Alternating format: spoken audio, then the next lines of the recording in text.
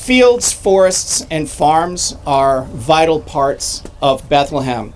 Forests and fields give us space to breathe, a place to disconnect from technology for a moment, and also a place to reconnect with the natural world. Farms grow food, they reduce our traffic flow, and they've been a vital part of Bethlehem's character and culture for more than 300 years. The challenge we have is that places that are green today aren't necessarily going to be green 5 or 50 years from now.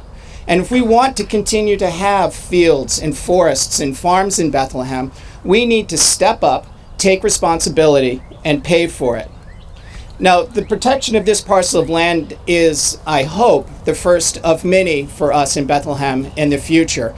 And I'm so grateful for the leadership of the Albany County Land Bank in working with us to make this conservation project possible. And I think it showed a real vision on their part to protect not just and rehabilitate not just degraded developed properties throughout the region, but to also help us protect natural worlds and parklands for our future. And we're having this event today because Bethlehem is one of only 2 towns in the state of New York that has an open space coordinator. Ours is Karen Shaw.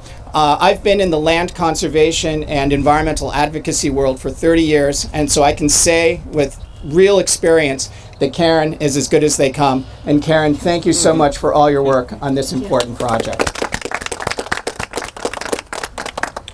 So this property, this oasis of nature, is going to be green forever. Thank you to the Albany County Land Bank, to Albany County, and to the Bethlehem Town Board for making it happen. When I became county executive 7.5 years ago, we talked about green space. We talked about more open space. And we've been doing that in the county, throughout the county, taking more places like this and making it green. You know, the supervisor said it best. You know, we want to make sure 5 years, 10 years, 50 years down the road that there's a lot of green space around, not just for our children, for their children, for the people that make their homes here and have their businesses here. And in the partnership with the legislature, creating the land bank in 2014 made a lot of this possible. We always looked at properties like this and turned it green. And now working with Adam and the land bank and the town board out here and through the legislature, we can identify these properties a little bit quicker and move them over so they become green space and not developed. You know, everyone wants to develop things. Everyone wants to make sure there's spaces to put homes in. But it's really important to keep like little cul-de-sacs like this throughout your community so your children can enjoy going through the woods or you can enjoy just nature. So I want to just say to everyone here, thank you for making this happen. We are one of the largest and most active land banks in the state.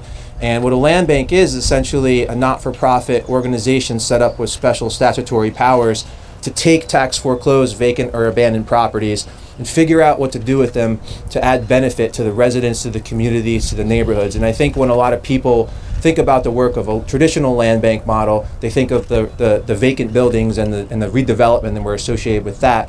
But we're also designed to create outcomes that weren't possible without the advent of a land bank. So this is a fantastic example of what's possible when we work with our local partners.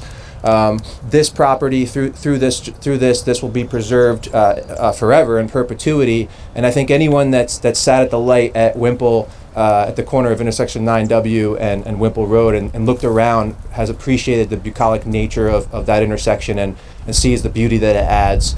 And I just want to thank our board. We have our board chair Charles Toohey and our vice chair Pastor David Trainham here, my staff, and especially the town of Bethlehem, Karen and Supervisor Van Leuven. From a community development standpoint, there's a little bit of a dilemma that we face in the very thing that makes towns like Bethlehem so attractive is their open space and the amenities that come with that, which creates more pressure for people that want to move there, and that has development pressures and market forces, and balancing that, especially through a thoughtful and deliberate approach like the town of Bethlehem did through their open space plan, is exactly the type of thing that we like to see, and that helps us figure out how to dispose of these properties, in this case, to support municipal plans or development efforts, which is actually part of our mission.